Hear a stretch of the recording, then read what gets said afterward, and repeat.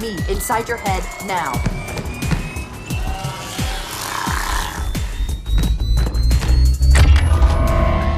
How much time was left? You don't want to know.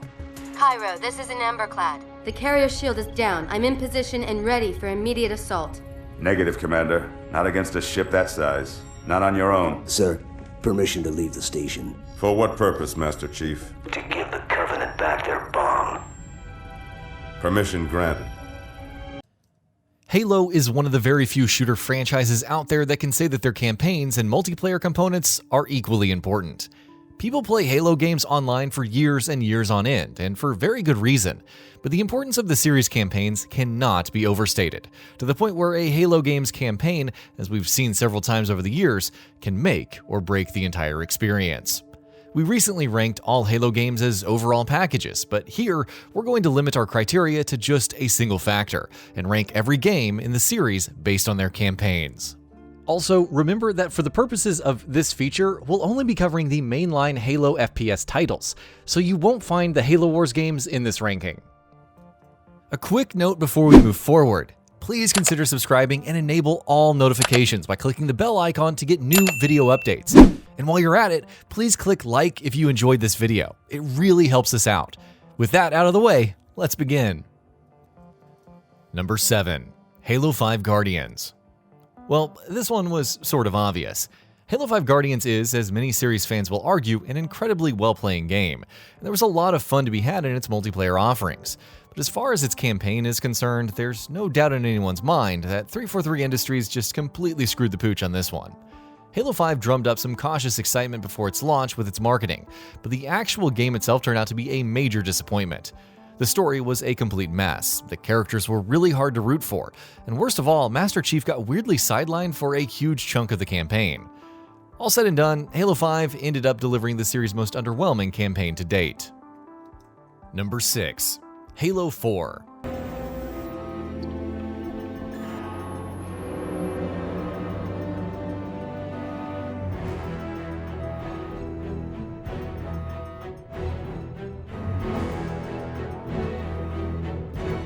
Wake up, Chief.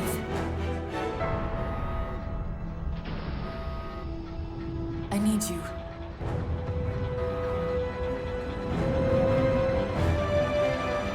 Of the two Halo campaigns 343 Industries has put out, Halo 4 is the far better of the pair. Granted, that's not really saying much, but there's plenty to like here nonetheless. Overall, though, it's just sort of alright. The relationship between Master Chief and Cortana is developed really well, and Cortana's descent into rampancy is a fascinating plot point, but there's just so much other baggage here. The Didact is a generic and disappointing villain.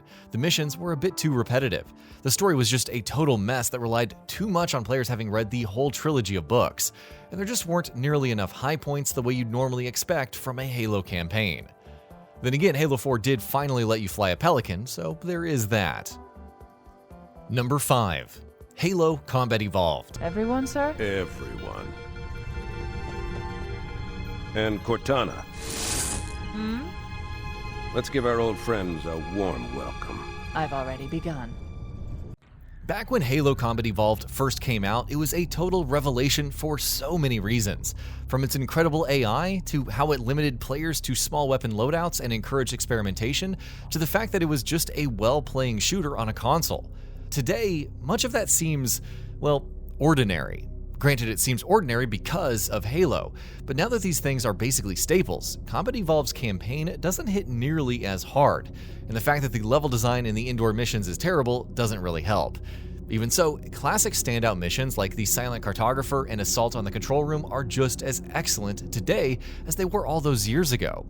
On the flip side, the library is just as horrible as it was all those years ago as well, even with all of the improvements that were made in the Master Chief Collection.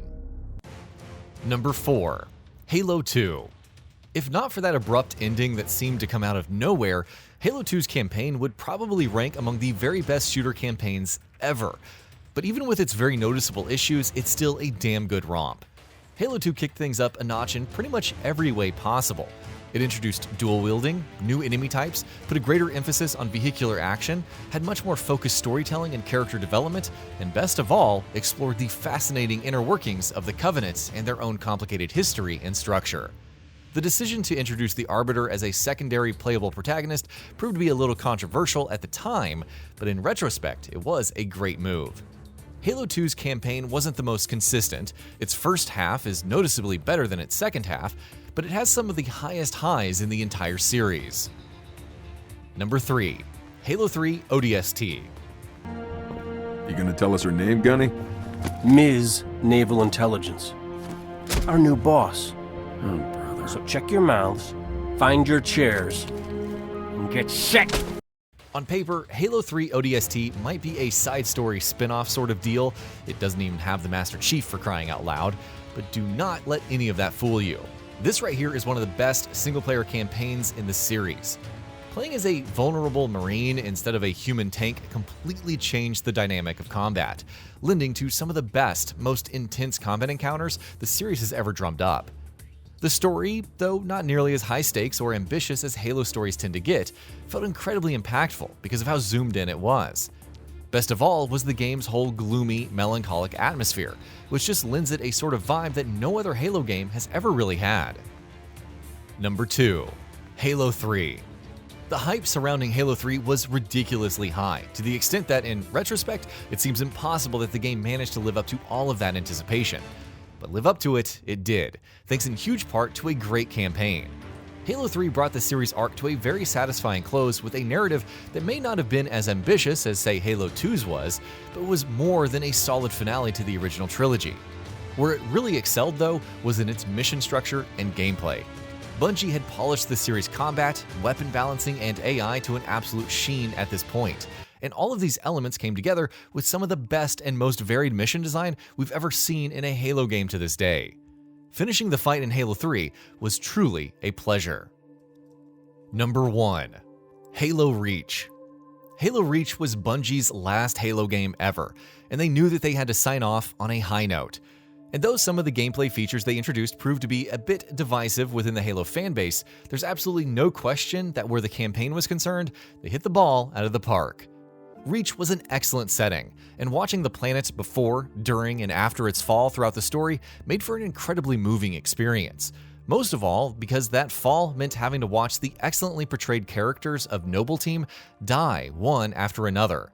Halo Reach's campaign has the best storytelling, the best character development, and some of the best missions in the entire series. It just delivers one high point after another, and never really lets up until its unforgettable conclusion. So, what are your thoughts on this? Go ahead and share them in the comments below. And if you liked this video, please subscribe to the channel and enable all notifications by clicking the bell icon to get new video updates. We upload every day and would really appreciate your support. Thanks for watching.